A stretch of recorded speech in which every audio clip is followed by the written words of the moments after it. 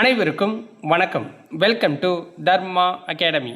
இந்த வீடியோவில் நம்ம பார்க்க போகிறது பொதுத்தமிழ் 6ஆம் வகுப்பு 2ஆம் பருவத்தில் இயல் 2 கூடி தொழில் செய். இதில் 5 லெசன் கொடுத்துருக்காங்க. நானிலம் படைத்தவன், கடலோடு விளையாடு, வளரும் வணிகம், உழைப்பே மூலதனம், இன எழுத்துக்கள் அப்படிங்கிற 5 லெசன் கொடுத்துருக்காங்க.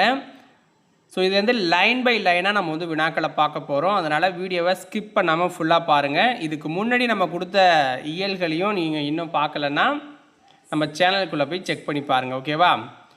ஸோ வீடியோவை ஃபுல்லாக பார்த்துட்டு எத்தனை கொஷின்ஸுக்கு கரெக்டாக ஆன்சர் பண்ணீங்க, இந்த வீடியோ உங்களுக்கு எந்த அளவுக்கு பயனுள்ளதாக இருந்துச்சு அப்படிங்கிறத கமெண்ட்ஸில் சொல்லுங்கள். வீடியோ பிடிச்சிருந்துச்சு, அடுத்தடுத்த இயலும் உங்களுக்கு வேணும்னா இந்த வீடியோவுக்கு ஒரு லைக் பண்ணிவிட்டு சேனலை சப்ஸ்கிரைப் பண்ணி வச்சுக்கோங்க, ஓகேவா? வீடியோக்குள்ளே போயிடலாம். முதல் வினா பாருங்கள். பொறுத்துக. சொல்லும் பொருளும். மல்லெடுத்த என்ற சொல்லின் பொருள் என்ன? மல்லெடுத்த என்ற சொல்லின் பொருள் வலிமை பெற்ற அப்படின்னு வரும். வலிமை பெற்ற. சமர் என்ற சொல்லின் பொருள். சமர் அப்படின்னாலே போரை குறிக்கும். நல்கும் என்ற சொல்லின் பொருள் என்ன? நல்கும் அப்படின்னாலே தரும் அப்படிங்கிற பொருளை கொடுக்கும். நல்கும் அப்படின்னாலே தரும் அப்படிங்கிற பொருளை கொடுக்கும். அடுத்தது என்ன? கழனி. கழனினா எதை சொல்லுவோம்? வயலை நம்ம கழனி அப்படின்னு சொல்லுவாங்க. கழனிக்கு போயிட்டு வரேன் அப்படின்ட்டு. அடுத்த வினா 2. பொறுத்துக. சொல்லும் பொருளும். மரம் என்ற சொல்லின் பொருள் என்ன? மரம் அப்படின்னாலே வீரம், மறவர்கள் அப்படின்னு சொல்லுவாங்கள்ல, அது மாதிரி. எக்களிப்பு. எக்களிப்பு அப்படின்னா பெருமகிழ்ச்சி அப்படிங்கிற பொருளை கொடுக்கும். களம் என்ற சொல் கப்பல் அப்படிங்கிறத குறிக்கும். ஆழி என்ற சொல் கடலை குறிக்கும். அடுத்த வினா, முடியரசனின் இயற்பெயர் என்ன? முடியரசனோட இயற்பெயர் துரைராசு அப்படிங்கிறது அவருடைய இயற்பெயர். இதுவே துரைமாணிக்கம் அப்படிங்கிறது சுரதாவோட இயற்பெயர். சாரி, மன்னிச்சுக்கோங்க. ராசகோபாலன் இருக்கார்ல, அவருடைய இயற்பெயர் தான் சுரதா, ஓகேங்களா? சாரி, சுரதாவோட இயற்பெயர் ராசகோபாலன் வச்சுக்கோங்க. அடுத்தது இந்த சுப்ரதினம்னு சொல்கிறோம்ல, இது பாரதிதாசனோட இயற்பெயர். துரைமாணிக்கம் இது பெருஞ்சித்திரனாருடைய இயற்பெயர், ஓகேங்களா? நோட் பண்ணிப்பீங்கன்னு நினைக்கிறேன். கீழ்கண்டவற்றுள் முடியரசனோடு தொடர்பில்லாத நூல் எது? கீழ் கொடுத்துருக்கிறதுல முடியரசனோட தொடர்பில்லாத நூல் அப்படின்னா புதிய விடியல்களை சொல்லலாம். மற்றபடி பூங்கொடி, வீரகாவியம், காவிய பாவை, இந்த நூல்கள்லாம் அவருடைய நூல்கள் தான். இந்த புதிய விடியல்கள் அப்படிங்கிறது, அப்புறம் இந்த இது எங்கள் கிழக்கு அப்படிங்கிறதெல்லாம் தாராபாரதி அவர்களுடைய நூல்கள் இதெல்லாம். அது அடுத்தது, திராவிட நாட்டின் வானம்பாடி என்று பாராட்டப்பட்டவர் யார்? திராவிட நாட்டின் வானம்பாடி என்று பாராட்டப்பட்டவர் யார்? முடியரசன் பாராட்டப்படுறார். தந்தை பெரியாரும் பேரறிஞர் அண்ணாவும் இவர் அப்படி தான் கூப்பிடுவாங்க, திராவிட நாட்டின் வானம்பாடி அப்படின்னு. நானிலம் படைத்தவன் என்னும் இந்த பாடல் எந்த நூலில் இருந்து எடுக்கப்பட்டது? புதியதொரு விதி செய்வோம் அப்படிங்கிற நூல்லேருந்து எடுத்து தான் இந்த பாடலை கொடுப்பாங்க. ஸோ நான் பாடலெல்லாம் கொடுக்கல இப்போ, ஓகேங்களா? ஸோ எல்லாமே பின்னாடி இருக்கும். ஸோ பிடிஎஃபாக வாங்குறவங்களுக்கு அது கொடுத்துருவோம். அடுத்தது, வெள்ளி பனிமலையின் மீது உலாவுவோம், அடி மேலை கடல் முழுவதும் கப்பல் விடுவோம், கங்கை நதிபுரத்து கோதுமை பண்டம். இந்த பாடலை பாடினது யார்? வெள்ளி பனிமலையின் மீது உலாவுவோம், அடி மேலை கடல் முழுவதும் கப்பல் விடுவோம். இந்த பாடலை பாடினது யாருன்னா பாரதியார் அவர்கள் தான் பாடியிருக்காரு. போர்க்களத்தில் வெளிப்படும் குணம் என்ன? போர்க்களத்தில் வெளிப்படுற குணம் வீரம் வெளிப்படும். அடுத்த வினா, கல்லெடுத்து என்னும் சொல்லை பிரித்து எழுத கிடைப்பது என்ன? கல்லெடுத்து அப்படிங்கிற சொல்லை நம்ம பிரித்து எழுதணுன்னா நமக்கு கிடைக்கிறது கல் கூட்டல் எடுத்து. கல் கூட்டல் எடுத்து அப்படின்னு வரும். ஸோ அடுத்தது, நானிலம் என்னும் சொல்லை பிரித்து எழுத கிடைப்பது என்ன? நானிலம் என்னும் சொல்லை பிரித்து எழுத கிடைப்பது 4 கூட்டல் நிலம். 4 கூட்டல் நிலம் அப்படிங்கிறது வரும். நாடு கூட்டல் என்ற என்பதை சேர்த்து எழுத கிடைக்கும் சொல்லுங்க. நாடு கூட்டல் என்ற அப்படிங்கிறத நம்ம சேர்த்து எழுதணும்னா நாடென்ற அப்படின்னு தான் சேர்த்து எழுதணும். அடுத்த வினா பாருங்க. களம் கூட்டல் ஏரி என்பதை சேர்த்து எழுத கிடைக்கும் சொல் என்ன? களம் கூட்டல் ஏரி என்பதை சேர்த்து எழுத கிடைக்கும் சொல் களமேரி அப்படின்னு வரும். களமேரி. அடுத்து பொறுத்துக, சொல்லும் பொருளும். ஓகேங்களா? கதிர்ச்சுடர், கதிரவனோட ஒளியை அப்படி சொல்லுவாங்க. மின்னல் வரி அப்படின்னா மின்னல் கோடுகளை அப்படி சொல்லலாம். அரிச்சுவடி அப்படின்னா அகரவரிசை எழுத்துக்களை நம்ம அரிச்சுவடி அப்படின்னு தான் சொல்லுவோம். அரிச்சுவடி படிச்சியா அப்படின்னு தானே கேட்போம். அடுத்த வினா, கீழ்கண்டவற்றுள் தவறான இணை எது? நெய்தல் திணை பற்றி. நெய்தல் நிலம் அப்படிங்கிறது கடலும் கடல் சார்ந்த இடத்தை குறிப்பிடுவாங்க. அங்கே வாழுற மக்கள் பரதவர் பரத்தியர் அப்படின்னு அழைக்கப்பட்டாங்க. அவங்களுடைய தொழில் என்னென்னா மீன் பிடிக்கிறது, உப்பு காய்ச்சிறது, உப்பு விளைவிக்கிறது தான் அவங்களுடைய வேலையாக இருந்தது. அவங்களுடைய பூ பனம்பூ அப்படிங்கிறாங்க. இதுதான் தப்பு. ஏன்னா அவங்களுடைய பூ என்னங்கிறத நான் கீழே கொஸ்டினில் சொல்கிறேன். ஓகேவா? ஸோ தவறானது அப்படின்னா இதுதான். நெய்தல் நில மக்களின் பூ எது? நெய்தல் நில மக்களோட பூ தாழம்பூ. அடுத்த வினா, கீழ்கண்டவற்றுள் சரியானது எது அப்படின்னு கேட்குறாங்க. ஸோ உழைக்கும் மக்கள் தம் களைப்பை மறக்க உற்சாகத்துடன் பாடும் பாடலே நாட்டுப்புற பாடல் அப்படிங்கிறாங்க. காதால் கேட்டு வாய்மொழியாகவே வழங்கப்பட்டு வருவதால் இதனை வாய்மொழி இலக்கியம் அப்படின்னு சொல்லுவாங்க. இப்போ களை இருக்கிறவங்களா இருக்கட்டும், இல்லை கப்பலில் போகிறவங்க எல்லாமே வாய்மொழியில் தான் பாடியாகணும், கலப்பு தெரியாமல் இருக்குது. ஏன்னா கடலே எம்மா நேரம் பார்க்க முடியல. அடுத்து ஏற்றப்பாட்டு, ஓடப்பாட்டு முதலான தொழில் பாடல்களும் விளையாட்டு பாடல்கள், தாலாட்டு பாடல்கள் முதலியனவும் நாட்டுப்புற பாடல்களில் அடங்கும் அப்படிங்கிறாங்க. ஸோ அப்போ அனைத்தும் சரிதான். அடுத்தது, நான் இளம் படைத்தவன் என்னும் இப்பாடல் டேஷ் தொகுத்த நாட்டுப்புற இயல் ஆய்வு என்னும் நூலில் இடம்பெற்றுள்ளது. யார் தொகுத்த நாட்டுப்புற இயல் ஆய்வு என்னும் நூலில்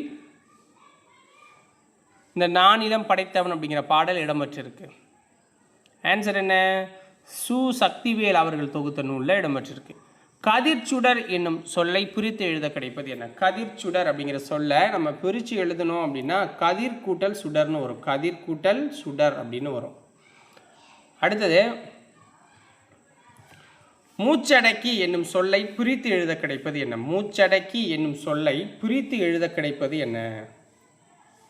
மூச்சு கூட்டல் அடக்கி. மூச்சு கூட்டல் அடக்கி.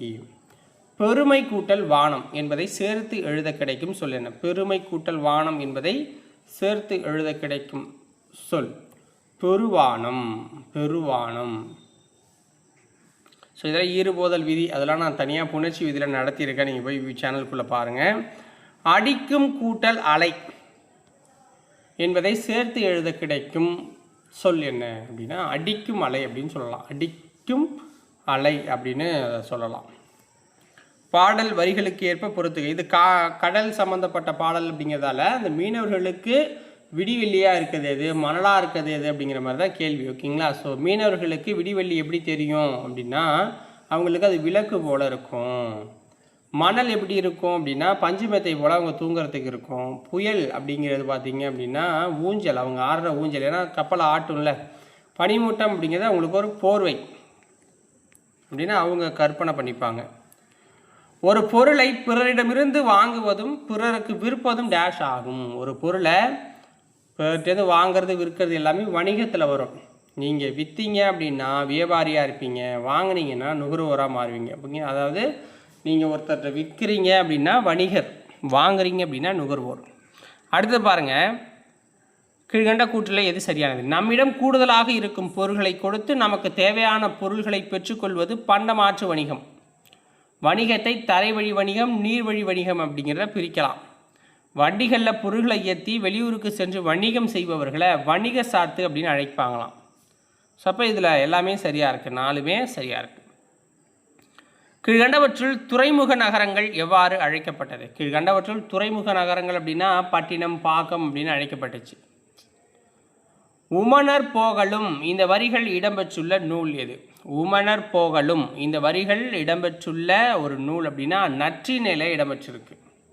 நற்றிணையில் இடம்பெற்றிருக்கு.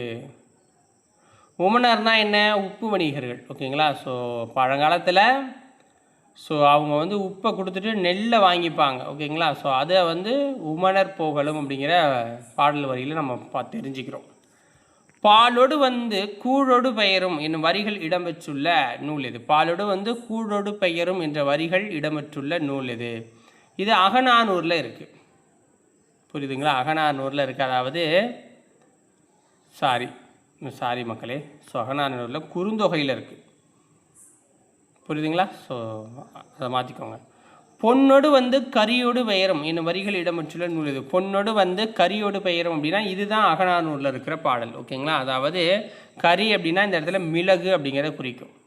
ஸோ அப்போ என்ன பண்ணுவாங்கன்னா, ஐரோப்பாவிலேருந்து கப்பலில் தங்கத்தை எடுத்துகிட்டு வந்து கொடுத்துட்டு மிளகை வாங்கிட்டு போவாங்க. அந்த அளவுக்கு நம்ம மிளகு குவாலிட்டியாக இருந்துச்சு அப்படிங்கிறத குறிக்குது. தமிழ்நாட்டின் தலை சிறந்த துறைமுகமாக விளங்கியது எது? தமிழ்நாட்டோட தலை சிறந்த துறைமுகமாக விளங்கியது அப்படின்னா பூம்புகாரை சொல்லலாம். நுகர்வோரிடம் நேரடி தொடர்பு கொள்பவர்கள் யார்? நுகர்வோரோட நம்ம நேரடி தொடர்பு கொள்கிறவங்க யாருன்னா சிறு வணிகர்கள் தான் நேரடியாக தொடர்பு கொள்வாங்க. பெரு வணிகர்கள் வந்து அந்த சிறு வணிகர்களை நிறைய தொடர்பு கொள்வாங்க. ஓகேங்களா? ஒரு நாட்டில் உற்பத்தி செய்யப்படும் பொருள்களை பிற நாடுகளுக்கு அனுப்புவது டேஷ். ஒரு நாட்டில் உற்பத்தி செய்யப்படும் பொருள்களை பிற நாடுகளுக்கு அனுப்புறது அப்படிங்கிறது ஏற்றுமதி அப்படின்னு சொல்லப்படும். கீழ்கண்ட கூற்றுகளில் எது சரியானதுன்னு பாருங்கள். பழங்காலத்தில் தமிழ்நாட்டில் இருந்து தேக்கு, மயில் தோகை, அரிசி, சந்தனம், இஞ்சி, மிளகு போன்றதெல்லாம் பிற நாடுகளுக்கு ஏற்றுமதி செஞ்சுருக்காங்க. சீனாவிலேருந்து கண்ணாடி, கற்பூரம், பட்டு போன்றவெல்லாம் இறக்குமதி செஞ்சுருக்காங்க. அரேபியாவில் வந்து குதிரைகளும் வாங்கியிருக்காங்க. அப்போ எல்லாமே சரிதான், ரெண்டு கூற்றுமே இதில் சரிதான். வாணிகம் செய்வாருக்கு வாணிகம் பேணி பிறவும் தமபோல் செய்யின் என்ற வரிகள் இடம்பெற்றுள்ள நூல் இது. வாணிகம் செய்வாருக்கு வாணிகம் பேணி பிறவும் தமபோல் செய்யின் என்ற வரிகள் இடம்பெற்றுள்ளது திருக்குறள்.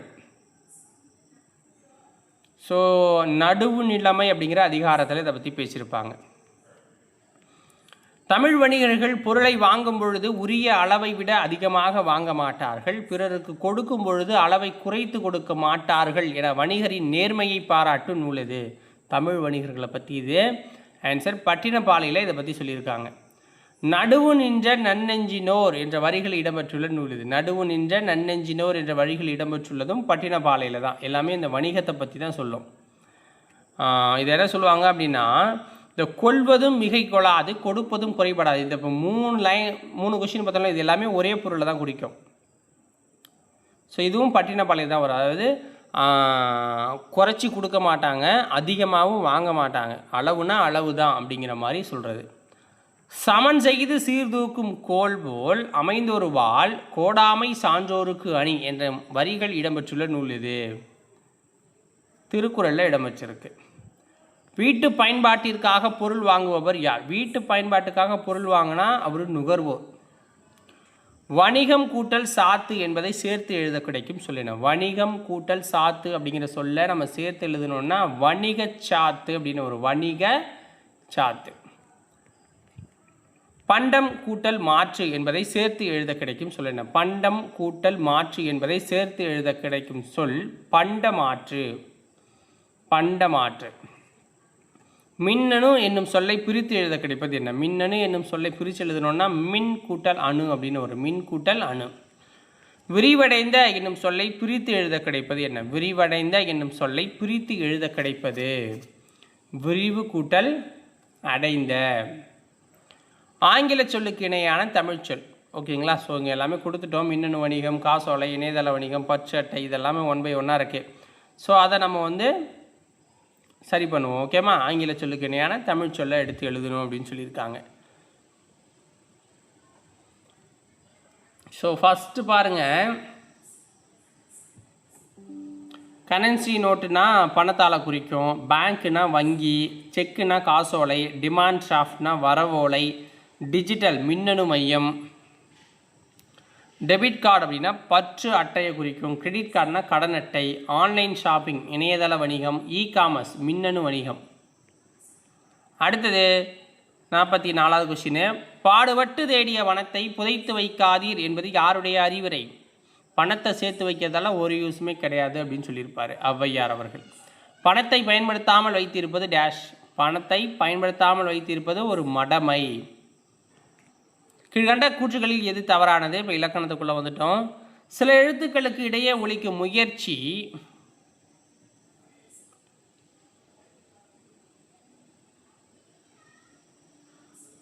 பிறக்கும் இடம் ஆகியவற்றில் ஒற்றுமை உண்டு. இவ்வாறு ஒற்றுமை உள்ள எழுத்துக்கள் இணை எழுத்துக்கள்ங்கிறாங்க. 6 வல்லின மெய் எழுத்துக்களுக்கும் 6 மெல்லின எழுத்துக்களுக்கும் இன எழுத்துக்கள் ஆகும் அப்படிங்கிறாங்க. 6 வல்லின மெய் எழுத்துக்களும் 6 மெல்லின எழுத்துக்களும் இன எழுத்துக்கள். சொற்களில் மெல்லின மெய் எழுத்தை அடுத்து பெரும்பாலும் அதன் இனமாகிய வல்லின எழுத்து வருங்கிறாங்க. எடுத்துக்காட்டு திங்கள், மஞ்சள், மண்டபம், சந்தனம், அம்பு, தென்றல் அடுத்தடுத்து வருது பாருங்கள். அது முதல் எழுத்துக்கு அடுத்த எழுத்து மாதிரி அது. ஓகேங்களா? ஸோ அடுத்தது இடையின எழுத்துக்கள் 7 அப்படிங்கிறாங்க. இரு, இல்லு, உள்ளன்னு சொல்கிறாங்களா? இதுதான் தவறானதாக இருக்குது. ஏன்னா இடையின மெய் எழுத்துக்கள் 6 தான், 7 அப்படிங்கிறது தப்பு. அடுத்தது கீழ்கண்ட கூற்றுக்களில் இது சரியானது. மெய்யெழுத்துக்களைப் போலவே உயிரெழுத்துக்களிலும் இன எழுத்துக்கள் இருக்குது. உயிரெழுத்துக்களில் குறிலுக்கு நெடிலும் நெடிலுக்கு குறிலும் இன எழுத்துங்கிறாங்க. குறில் எழுத்து இல்லாத ஐ என்னும் எழுத்துக்கு ஈ என்பது இன எழுத்தாக இருக்குது. அவ் என்னும் எழுத்துக்கு ஊ அப்படிங்கிறது இன எழுத்தாக இருக்குது. சொல்லில் உயிரெழுத்துக்கள் சேர்ந்து வருவது கிடையாது. அளப்படையில் மட்டுமே நெடிலை தொடர்ந்து அதன் இனமாகிய குறில் எழுத்து சேர்ந்து வருதுங்கிறாங்க. ஓதல், தூவும், தழி இப்போ இதெல்லாம் பயன்பாட்டில் இல்லை. ஓகேங்களா? அப்போ அனைத்துமே சரிதான். அடுத்தது 48க்கு வந்துட்டோம். தமிழ் எழுத்துக்களில் டேஷ் எழுத்துக்கு மட்டுமே இன எழுத்து இல்லை.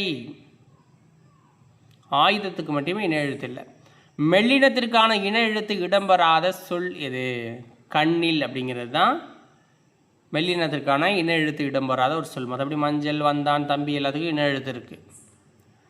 தவறான சொல்லை வட்டமிடுக. கீழே கொடுத்துருக்கிறதுல தவறான சொல்லை நம்ம வட்டையிடணும் அப்படின்னா வென்றான் அப்படிங்கிறது தவறான சொல். மற்றபடி எல்லாமே சரிதான். வென்றானுங்கிறதுக்கு ஸ்பெல் தப்பாக இருக்குல்ல. பின்வரவற்றை அகரவரிசைப்படுத்தணும். இப்போ இதில் நீலம், கோமேதகம், மாணிக்கம்லாம் கொடுத்துருக்கோம். இதை சரியாக அகரவரிசைப்படுத்தணும் அப்படின்னா ஃபஸ்ட்டு கோமேதகம் அப்படிங்கிறது ஃபஸ்ட்டு வருங்க. ஓகேங்களா? அடுத்தது 2வதாக நீலம் அப்படிங்கிறது வரும். அடுத்தது பவளம் 3வது இடம். அடுத்தது புற்றபாகம் 4வது இடத்துல இருக்கும். மரகதம் அப்படிங்கிறது 5வது இடம். ஓகேங்களா? ஸோ 5, மாணிக்கம் 6, முத்து அப்படிங்கிறது 7, வைடூரியம் 8, வைரம் 9. ஓகேங்களா? உயிரெழுத்து தொடங்கும் சொல்லுக்கு முன் டேஷ் எனும் சொல்லை பயன்படுத்த வேண்டும் அப்படின்னா ஓர் அப்படிங்கிறத பயன்படுத்தணும். எதை சொல்லலாம்? ஓர், ஊர், ஓர், ஏரி அப்படிங்கிறத சொல்லலாம். எக்ஸாம்பிள் கீழே கொடுத்துருக்கேன். உயிர்மை எழுத்தில் தொடங்கும் சொல்லுக்கு முன் டேஷ் என்னும் சொல்ல பயன்படுத்தணும். உயிர்மை எழுத்தில் தொடங்குறதுக்கு ஒரு அப்படிங்கிறத நம்ம பயன்படுத்தலாம். ஒரு அப்படிங்கிறத பயன்படுத்தலாம். இது என்ன? ஒரு நகரம்னு சொல்லலாம், ஒரு கடல் அப்படிங்கிறத சொல்லலாம். அடுத்து பாருங்கள். உயிரெழுத்தில் தொடங்கும் சொல்லுக்கு முன் டேஷ் சொல்லை பயன்படுத்த வேண்டும். என்ன சொல்லு? அகுது அப்படிங்கிற சொல்ல பயன்படுத்தலாம். ஓகேங்களா? அது இங்கே இருக்குன்னு. உயிர்மை எழுத்தில் தொடங்குற சொல்லுக்கு முன்னாடியே அது அப்படிங்கிறத பயன்படுத்தணும். அப்போ இதில் அது நன்றாக உள்ளதுன்னு சொல்லலாம். கீழ்காணும் தொடர்களில் உள்ள பிழைகளை திருத்தி நம்ம எழுதணும். ஸோ எழுதிடுவோமா? ஃபஸ்ட்டு பாருங்கள். ஒரு அழகிய சிற்றாறு ஒரு குன்றில் இருந்ததுங்கிறாங்க. இப்போ இந்த இடத்துல பார்த்தீங்க அப்படின்னா ஓர் அழகிய, ஏன்னா உயிரெழுத்து வருதுங்கிறதால ஓர் அப்படின்னு ஓர் வரணும் இந்த இடத்துல. ஓர் அழகிய சிற்றாறு ஓர் குன்றில், அதாவது கூங்கிறது என்ன? உயிர்மையில் வந்துடுது. அப்போ இந்த இடத்துல ஒரு வரும். ஒரு குன்றில் இருந்தது. ஓகேங்களா? அடுத்து பாருங்கள். ஒரு இரவும், ஒரு இரவும் சரியாக இருக்கா? ஓர் பகலும், சாரி மேலே இருக்குது பாருங்கள். ஸோ சிற்றாறு முடிச்சிட்டோம். இப்போ ஒரு இரவும் ஒரு பகலுக்கு வருவோமா? பாருங்கள். ஓர் இரவும், ஓர் வரணும் இந்த இடத்துல, இரு வரணும். இரவும் ஒரு பகலும் சேர்ந்தது ஒரு நாள் சரியாக இருக்கும். ஓகேங்களா? இந்த இடத்துல ஒரு வரணும், இந்த இடத்துல ஓர் வரணும். அடுத்து பாருங்கள். அது இலவச இடத்தில் எதுவும் நடக்காது அப்படின்னா இந்த இடத்துல அகுது அப்படின்னு வரணும். அந்த இடத்துல என்ன வரணும்? அது அப்படிங்கிறது அகுது அப்படிங்கிற மாதிரி வரணும். அகுது இலவச இடத்தில் எதுவும் நடக்காது அப்படின்னு வரணும். அது அடுத்து அகுது நரகத்திற்கு செல்லும் சாலை. இப்போ இந்த இடத்துல உயிர்மை இருக்குது. அப்போ அதுன்னு தான் வரணும். ஓகேங்களா? அடுத்தது அது ஒரு இனிய பாடல். அப்போ அந்த இடத்துல ஓ இருக்குது. அப்போ அது அகுது அப்படின்னு வரணும். புரியுதுங்களா? ஸோ அதை நோட் பண்ணிக்கோங்க. அடுத்து பொறுத்துக்க. பண்டம் அப்படின்னா என்ன? பண்டம் அப்படிங்கிறது கமாடிட்டியில் வரும். கமாடிட்டி அப்படின்னு வந்துடும். அடுத்தது பயண படகுகள் அப்படின்னா ஃபெர்ரிஸை குறிக்கும். பாரம்பரியம் ஹெரிட்டேஜ், நுகர்வோர் கன்சியூமர். ஓகேங்களா.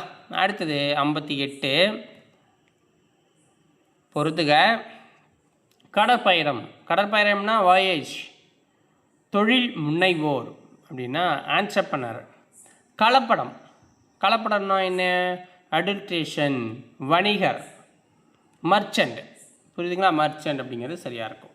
ஸோ இதோட இந்த இயல் வந்து முடியுது மக்களே. இந்த இயல் உங்களுக்கு வந்து பயனுள்ளதாக இருக்கும் அப்படின்னு நம்புகிறேன். உங்களுக்கு பிடிச்சிருந்தா ஒரு லைக்கை போட்டு சேனலை சப்ஸ்கிரைப் பண்ணி சப்போர்ட் பண்ணுங்கள். நாளைக்கு வேறொரு வீடியோவில் உங்களை வந்து சந்திக்கிறேன். இதுக்கு முன்னாடி நம்ம நிறைய வீடியோக்கள் சிலபஸ் வைஸ் கொடுத்துக்கிட்டு இருக்கோம். அதையும் நீங்கள் வந்து நம்ம சேனலுக்குள்ளே போய் செக் பண்ணி பார்த்துட்டு நமக்கு சப்போர்ட் பண்ணுங்கள். நன்றி, வணக்கம்.